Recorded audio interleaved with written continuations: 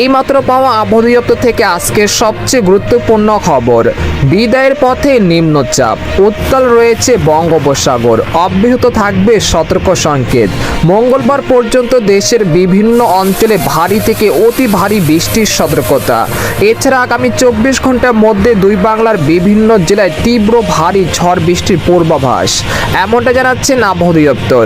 আজ ও আগামীকাল কোন কোন জেলায় ঝড় বৃষ্টি হতে পারে এই বিষয়ে কি বলছে আজকের আবহাওয়ার রিপোর্টে জানিয়ে দিব। সম্পূর্ণ বিস্তারিত ভিডিওতে সঙ্গে থাকুন। আর আপনি কোন জেলা থেকে এই খবরটি দেখছেন, আপনার জেলার নামটি আমাদের কমেন্ট বক্সে জানিয়ে দিবেন। আর সবার আগে সর্বপ্রথম সঠিক খবর জানতে আমাদের চ্যানেলটিকে সাবস্ক্রাইব করে রাখুন। এবার জেনে নিন এক নজরে।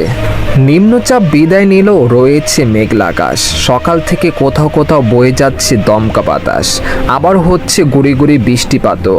তবে এরই মাঝে আগমন ঘটেছে বর্ষাকাল, তাই আবহাওয়া দপ্তর থেকে মিলছে না সুসংবাদ।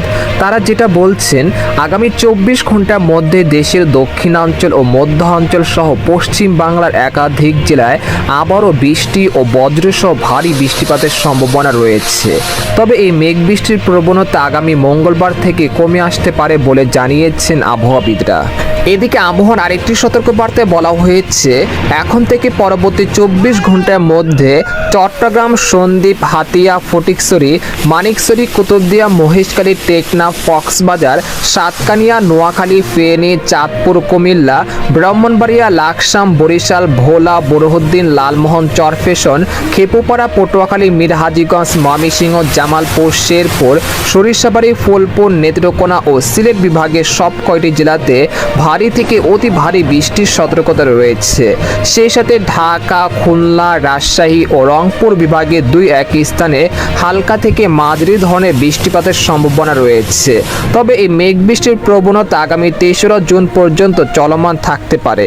এদিকে সামুদ্রিক আবহাওয়া, বর্তমানে বঙ্গোপসাগর বেশ উত্তাল রয়েছে, তাই চট্টগ্রাম, কক্সবাজার, মংলা ও পায়রা সমুদ্র বন্দরকে 3 নম্বর এই স্থানীয় সতর্ক সংকেত দেখিয়ে যেতে বলা হয়েছে।